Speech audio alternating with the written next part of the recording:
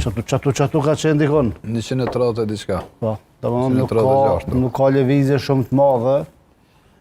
Nështë ai mund të shkarkohet, do të shkarkohet, por se nuk mendoj që Lidhja Demokratike do të forcohet me këtë shkarkim.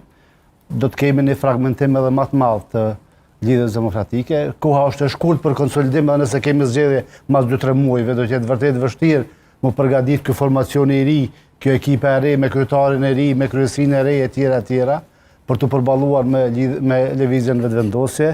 Kështu që nuk mendoj që pa marrë parasysh cilë do të jetë rezultati në këtë kuvend, nuk mendoj që Lidhja Demokratike do të jetë fituese, do të jetë humbse, ashtu dhe fitues do të jenë partitë rivale të Lidhjes Demokratike, gjithsesi.